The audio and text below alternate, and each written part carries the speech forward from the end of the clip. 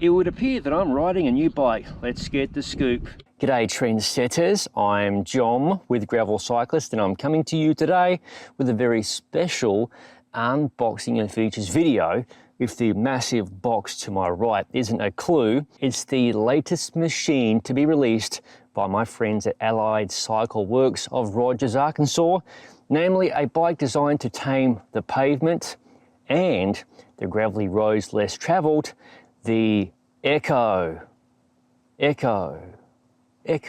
Before I crack open the box and get everybody excited, I highly recommend you check out my factory tour video of Allied Cycle Works headquarters, linked in the description below. Enough claptrap, let's get this bike out of the box and take a gander. Don't forget, this bike is made in the United States. You can see this upside down, hashtag made here. And this is one massive box. Seat post, I'll unwrap this momentarily. A goodie box of sorts, containing a couple of tools such as the Di2 charger and so on. Here we go, folks. Holy f***, I think this bike is painted gold. Let's get it unwrapped. And here it is, the beautiful Allied Cycle Works Echo, which is designed to be not one everyday racing beast, but two everyday racing beasts in an Australian themed paint job. I am absolutely blown away by this. Thank you, Allied Cycle Works, for this amazing opportunity. This bike is effectively two bikes in one.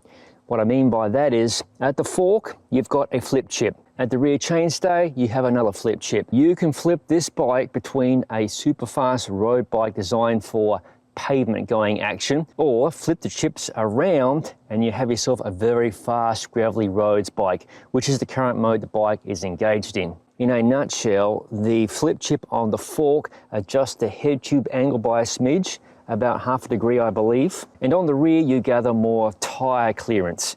And you can't see it from this perspective, but tyre clearance is quite good on these WTB Byway 700C by 40mm tyres. The insanity continues with the Echo's stem, which utilizes a regular headset, but you might notice it's an insanely clean look, but without a ton of complexity. You can substitute for different stem lengths, and the handlebar, as long as it's compatible with internalized cable routing, you are good to go.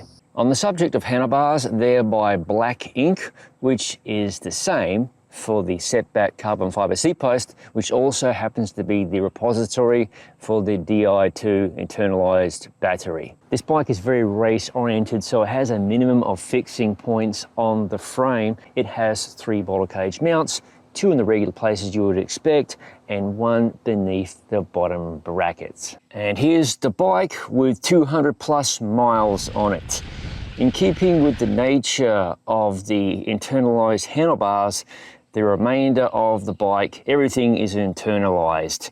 In fact, at the fork, you don't even see where the hydraulic cable enters, rather the exit point just above the front hydraulic brake. At the bottom bracket, you have the venerable English thread standard, no nonsense. You may also notice a 2x drivetrain, which is a departure from Allied's 1x dedicated bike, the Able. Topping off this beautiful bike is a build kit that's a combination of Shimano Ultegra and GRX Di2. And for those who are interested, you can check out my long-term review of Shimano GRX Di2, linked in the description below.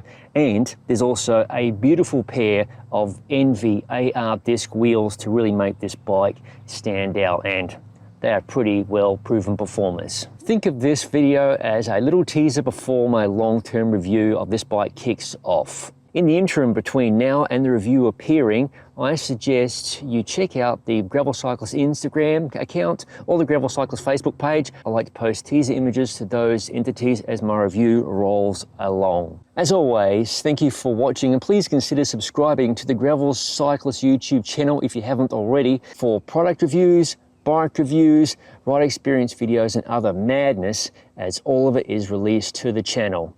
I'll see you in the next video.